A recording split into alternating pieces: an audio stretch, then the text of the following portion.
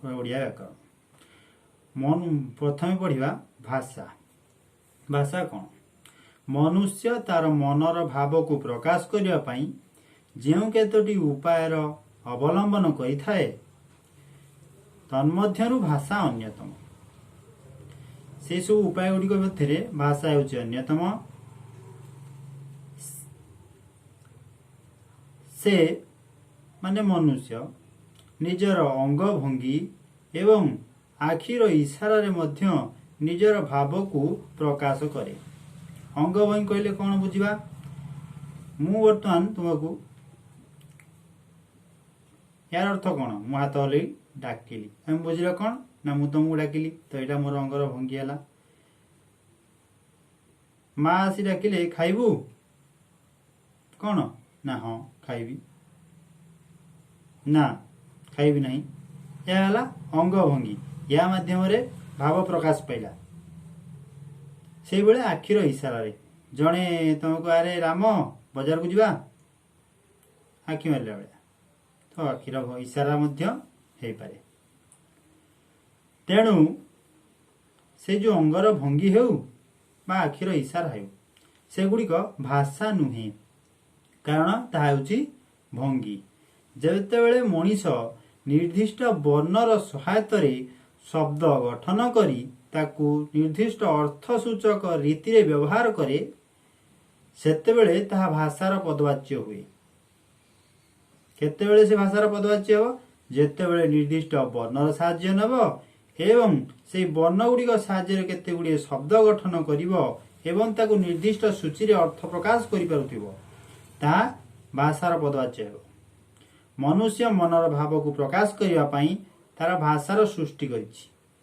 तेणु मनुष्य कौन करिछि? निजर मनर भाव को प्रकाश करने पाई भाषार सृष्टि करिछि। भाषा हेउछि अर्थ प्रकाश करुथिबा पद्धतिबद्ध मुख निश्रुत ध्वनि संकेत। पद्धतिबद्ध माने कौन? नीति नियम संबलित, जेभଳି कि अक्षर गुड़ी को जोड़ी शब्द कला एवं शब्द को जोड़ी वाक्य गठन कला से तार निर्दिष्ट अर्थ प्रकाश कला।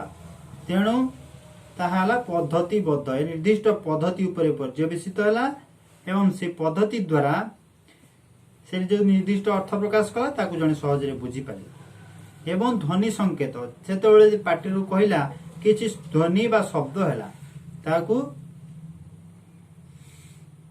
ध्वनि संकेत बोली कहा जाए। मनीष भाषा शिखे ता शैशव। भाषा केबेटु शिखिछु हमें? आम निज भाषा आम निज परिवेश रु निज परिवार रु पिलाटी दिन शिखिछु। केमी शिखिलु? परिवार रु शिखिलु। पिला मन अनुकरण कर शिखिले। भाषा पिला केबे शिखिले? परिवेश रु एवं शैशव रु। से भली भाषा पुष्करणीय जल भली स्थिर नुहे। आमे समस्ते देखिचे पुष्करणी माने गाँ पोखरी हो कि हृद हो एटा पुष्करणी भाव। तो पुष्करणीय जल सब स्थिर थाए। भाषा से बड़ी स्थिर नुहे। भाषा नदीर प्रवाह परी माने नई जो बड़ी स्रोतस्विनी होई बही जाउची सेई भली भाषा गतिशील। किछि दिन गले ता परिवर्तनशील एवं से आगु को मध्य एभली परिवर्तन होई रही परिवर्तित हेबो। तेणु आमे ताहाकू गतिशील बा परिवर्तन धर्मी बोली कहि पाइबा। एबे पढ़िबा ध्वनि। भाषार प्रकाश करबा पई ध्वनिर साहाय्य नेबाकू पड़े। काहाकू? मनीष को। मनीष जे भाषार प्रकाश करिया चाहिबो से ध्वनिर साहाय्य नेबो।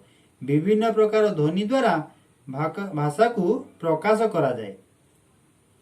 विभिन्न प्रकार ध्वनि द्वारा भाषा को प्रकाश करा जाए। सेही भली ध्वनिर लिखित रूप को मध्य वर्ण कहा जाए।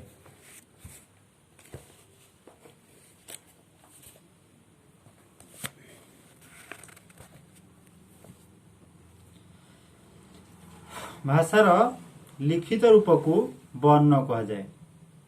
भाषा को व्यक्त करबा पई जेउ सबु संकेतर सृष्टि होईची ताहाकू वर्ण बा अक्षर बोली कहा जाए।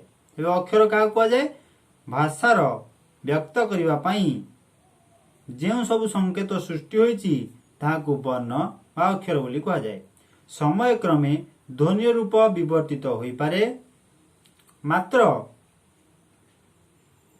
ଧ୍ୱନିର ରୂପରେ ବା ଲିଖିତ ରୂପରେ ବା ବର୍ଣ୍ଣ ମାନଙ୍କର ଲିଖିତ ରୂପ କ'ଣ ବର୍ଣ୍ଣ, ତ ସେଇ ବର୍ଣ୍ଣ ମାନଙ୍କର ସହଜରେ ପରିବର୍ତ୍ତନ ହୋଇପାରେ ନାହିଁ। ଆମେ ଏହା ବୁଝିଲେ ଏଥିରୁ ମାନେ ସମୟକ୍ରମେ ଧ୍ୱନିରେ ରୂପରେ ପରିବର୍ତ୍ତନ ହୋଇପାରେ, ମାତ୍ର ବର୍ଣ୍ଣ ମାନଙ୍କର ଲିଖିତ ରୂପ ବା ଅକ୍ଷର ସେଥିରେ ସହଜରେ ପରିବର୍ତ୍ତନ ହୋଇପାରେ ନାହିଁ। ସେହିପରି ଓଡ଼ିଆରେ କେତେକ ବର୍ଣ୍ଣ ରହିଛି ଯାହାର ଉଚ୍ଚାରଣଗତ ପାର୍ଥକ୍ୟ ରହିଛି, ମାତ୍ର ତାକୁ ସହଜରେ ଧରି ହୁଏ ନାହିଁ। ଯୋଉଠି ଉଦାହରଣ ଦେବି, ରୁ ଏବଂ ରୁ ଦୁଇଟା ଯାକ ଭିନ୍ନ। ସେଇଭଳି ହର୍ଷଉ ଏବଂ ଦୀର୍ଘଉ, ହର୍ଷଇ ଦୀର୍ଘଇ, ଏଭଳି କେତେକ ଉଦାହରଣ ଅଛି। ଏମାନଙ୍କର ଉଚ୍ଚାରଣଗତ ପାର୍ଥକ୍ୟ ଥିଲେ ମଧ୍ୟ ତାହାକୁ ଧରି ହୁଏ ନାହିଁ। ସେଇଭଳି କେତେକ ବର୍ଣ୍ଣ ଅଛି ଯାହାର ବ୍ୟବହାର ମଧ୍ୟ ହୁଏ ନାହିଁ। କ'ଣ ସେ ବର୍ଣ୍ଣ? ଲୁ, ଲୁ ଭଳି ଏକ ବର୍ଣ୍ଣ ଅଛି ଯାହାର ଓଡ଼ିଆରେ ଆଦୌ ବ୍ୟବହାର ହୁଏ ନାହିଁ। ଏବଂ ରୁ, ରୁର ପରିବର୍ତ୍ତେ ରୁର ବ୍ୟବହାର କରାଯାଏ, ମାନେ ର ତଳେ ହର୍ଷ ଦେଇକି ରୁର ବ୍ୟବହାର କରାଯାଏ, ରୁ। ଏଇଭଳି ଆମେ ବର୍ଣ୍ଣ ବିଷୟରେ ଆଲୋଚନା କଲେ, ଧ୍ୱନି ବିଷୟରେ ମଧ୍ୟ ଆଲୋଚନା କଲେ, ଏବଂ ଆମେ ବର୍ତ୍ତମାନ ବର୍ଣ୍ଣ ବିଷୟରେ ବିସ୍ତୃତ ଆଲୋଚନା କରିବା। ଧ୍ୱନିର ଉଚ୍ଚାରଣ ସାପେକ୍ଷ ବିନା ଉଚ୍ଚାରଣରେ ଧ୍ୱନି ପ୍ରକାଶ ସମ୍ଭବ ନୁହେଁ। ଧ୍ୱନି ହେଉଛି ଶବ୍ଦ, କିନ୍ତୁ ସବୁ ଧ୍ୱନି ଶବ୍ଦ ନୁହନ୍ତି। ପ୍ରତିଟି ଧ୍ୱନିର ଉଚ୍ଚାରଣ ପାଇଁ ବର୍ଣ୍ଣର ସାହାଯ୍ୟ ନେବାକୁ ହୁଏ। କ'ଣ କରିବାକୁ ହୁଏ? ଧ୍ୱନିର ଉଚ୍ଚାରଣ ସପକ୍ଷ ବିନା ଉଚ୍ଚାରଣରେ ଧ୍ୱନି ପ୍ରକାଶ ସମ୍ଭବ ନୁହେଁ। ଧ୍ୱନି ହେଉଛି ଶବ୍ଦ, କିନ୍ତୁ ପ୍ରତ୍ୟେକ ଶବ୍ଦ ଧ୍ୱନି ନୁହନ୍ତି। ପ୍ରତିଟି ଧ୍ୱନିର ଉଚ୍ଚାରଣ ପାଇଁ ବର୍ଣ୍ଣର ସାହାଯ୍ୟ ନେବାକୁ ହୁଏ। ବିନା ବର୍ଣ୍ଣର ସାହାଯ୍ୟରେ ଆମେ ଧ୍ୱନିର ଉଚ୍ଚାରଣ କରିପାରିବା ନାହିଁ।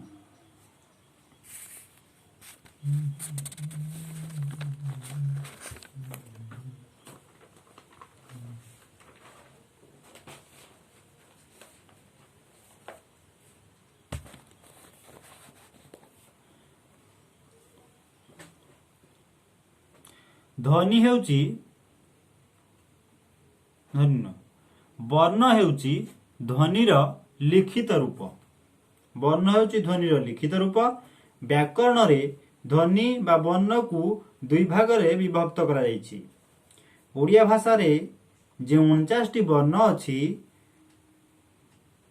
ତାର ଧ୍ୱନିଗତ ଉଚ୍ଚାରଣ ଭିନ୍ନ ଭିନ୍ନ।